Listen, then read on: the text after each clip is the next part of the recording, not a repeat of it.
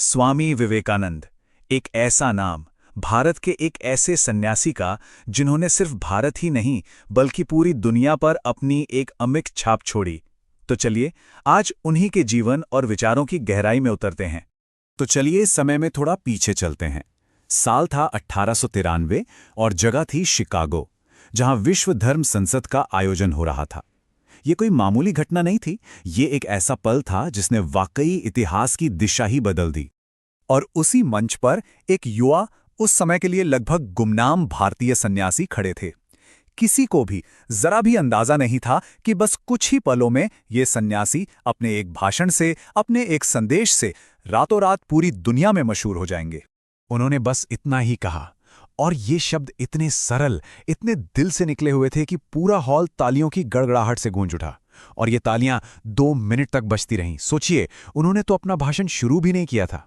तो सवाल ये उठता है कि आखिर कौन थे ये इंसान, और ऐसा क्या था उनके विचारों में कि एक सदी से भी ज्यादा गुजर जाने के बाद भी वो आज भी उतने ही प्रासंगिक हैं।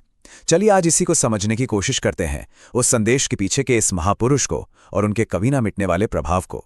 शिकागो की उस सफलता को तो सब जानते हैं, लेकिन उस ऐतिहासिक क्षण तक पहुंचने से पहले विवेकानंद के जीवन में एक बहुत ही महत्वपूर्ण अध्याय था। यह अध्याय था उनके गुरु रामकृष्ण परमहंस के साथ उनके रिश्ते का, एक ऐसा रिश्ता जिसने उनकी पूरी जिंदगी को एक नई दिशा दे दी। देखिए, विवेकानंद बनने से पहले वो थे नरेंद्रनाथ दत्त, एक तेज तर्रार पढ़े लिखे नौजवान जिनके मन में बहुत सारे सवाल थे। वो ब्रह्म समाज के विचारों से काफी प्रभावित थे, मतलब वो एक निराकार ईश्वर को मानते थे और मूर्ति पूजा जैसी चीजों पर सवाल उठाते थे। तो जब वो पहली बार अपने गुरु रामकृष्ण से मिले तो उन्हें यकीन ही नहीं हुआ। सच तो ये है कि शुरू में वो रामकृष्ण को एक मोनोमेनियाक समझते थे, मतलब कोई ऐसा जो बस एक ही धुन में रहता हो। उन्होंने तो यहां तक कि रामकृष्ण की परीक्षा लेने के लिए उनके गद्दे के नीचे एक सिक्का भी रख दिया था। लेकिन धीरे धीरे यही गहरा शक पूरी भक्ति में बदल गया। जैसा कि उन्होंने बाद में खुद कहा, मैं जो कुछ भी हूं वो सब मेरे गुरु की ही देन है। ये बदलाव कमाल का। फिर उनके जीवन में एक बहुत मुश्किल दौर आया। उनके पिता का देहांत हो गया और पूरा परिवार भयानक गरीबी में आ गया।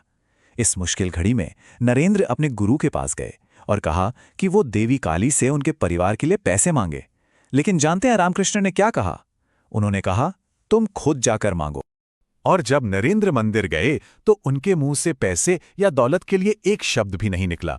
इसके बजाय उन्होंने मांगा ज्ञान, विवेक, वैराग्य और मां के दर्शन। बस यही। ये वो पल था जब उनकी जिंदगी की प्राथमिकताएं हमेशा के लिए बदल गईं, सांसारिक चीजों से हटकर आध्यात्मिक खोज की तरफ। और यही जो आध्यात्मिक जागृति थी ना, यही उनकी शिक्षाओं का, उनके संदेश का केंद्र बनी। तो चलिए अब जरा उनके दर्शन को समझते हैं, उस वेदांत के मूल संदेश को जिसे उन्होंने पूरी दुनिया के साथ बांटा। देखें, अलग अलग धर्मों के बीच जो झगड़े होते हैं, जो असहमति होती है, उसे समझाने के लिए विवेकानंद ने एक बड़ी दिलचस्प कहानी सुनाई। कहानी एक कुएं के मेंढक की। तो होता यह है कि कुएं में एक मेंढक रहता है और उसे लगता है कि उसका कुआं ही पूरी दुनिया है, इससे बड़ा कुछ हो ही नहीं सकता। फिर एक दिन समुद्र से एक मेंढक उस कुएं में आता है। जब वो कुएं वाले मेंढक को बताता है कि समुद्र कितना विशाल है, तो कुएं का मेंढक उसकी बात मानने से ही इनकार कर देता है। विवेकानंद कहते थे, यही हाल हमारा है।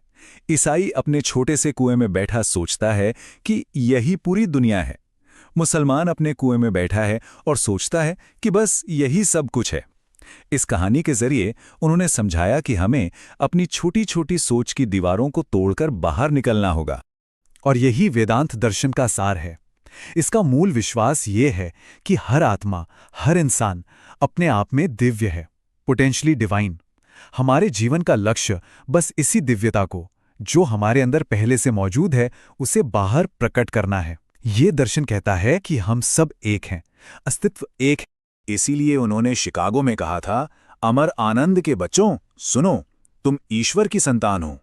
और फिर उन्होंने कहा, पापी, किसी इंसान को पापी कहना सबसे बड़ा पाप है। ये तो मानव स्वभाव का अपमान है। ये उस समय के लिए एक क्रांतिकारी विचार था, खासकर पश्चिम के लिए, जहां ओरिजिनल सिन यानी मूल पाप की धारणा बहुत गहरी थी। विवेकानंद ने यह भी समझाया कि आध्यात्मिक विकास का रास्ता कैसा होता है। ये ऐसा नहीं है कि हम गलती से सच्चाई की ओर जाते हैं, नहीं, ये तो एक निचले सच से एक ऊंचे सच की ओर जाने जैसा है। शुरुआत में हो सकता है कि हमें मूर्तियों, चर्चों या किताबों जैसे बाहरी सहारे की जरूरत पड़े। फिर आता है मानसिक प्रार्थना का दौर, जब हम अंदर संघर्ष करते हैं। और आखिर में आता है आत्म साक्षात्कार, जब हम अपने भीतर के दिव्य को पहचानकर खुद दिव्य बन जाते हैं। अब बात करते हैं उनकी शिक्षाओं के एक और बहुत ही जरूरी पहलू की, और वो है कर्म का रहस्य, जिसे कर्म योग कहते हैं। यानी काम करने का सही तरीका क्या है। देखिए, आमतौर पर हम लोग काम क्यों करते हैं? शोहरत के लिए, पैसे के लिए, ताकत के लिए, या शायद स्वर्ग पाने के लिए। लेकिन कर्मयोग का आदर्श इससे बिल्कुल अलग है। ये कहता है, काम के लिए काम करो, यानी जो भी काम कर रहे हो उसे पूरी लगन से करो, लेकिन उसके नतीजे से, उसके फल से खुद को मत जोड़ो। ये गीता का वो महान उपदेश है जिसे विवेकानंद ने पूरी दुनिया में लोकप्रिय बनाया। कर्मण्येवाधिकारस्ते मा फलेषु कदाचन, मतलब कर्म पर हमारा अधिकार है, लेकिन उसके फल पर नहीं। यही निस्वार्थ कर्म का सार है। तो ये तो हुई 19वीं सदी की बातें, लेकिन सवाल ये है कि आज 21वीं सदी में विवेकानंद के ये विचार क्यों इतने जरूरी हैं? चलिए अब उनकी विरासत और आज के समय में उसकी प्रासंगिकता को समझते हैं। उनका असर सिर्फ आध्यात्म तक सीमित नहीं था। उन्होंने तो पूर्व और पश्चिम के बीच एक पुल बनाया। उन्होंने सदियों की गुलामी के बाद भारत के लोगों में गर्व और एकता की एक नई भावना जगाई। उन्होंने दलितों और गरीबों की सेवा का एक दर्शन दिया, जातिवाद और लैंगिक भेदभाव के खिलाफ आवाज उठाई, और शायद सबसे बड़ी बात, उन्होंने धर्म को चेतना का विज्ञान कहा, जो आधुनिक विज्ञान का विरोधी नहीं बल्कि उसका पूरक है। और शिकागो में दिए गए अपने भाषण के आखिर में उन्होंने जो उम्मीद जताई थी वो आज भी उतनी ही सच है। उन्होंने कहा था, मैं पूरी उम्मीद करता हूं कि आज सुबह जो घंटी बजी है वो हर तरह की कट्टरता, हर तरह के उत्पीड़न का, चाहे वो तलवार से हो या कलम से, उसका मृत्युनाद साबित होगी।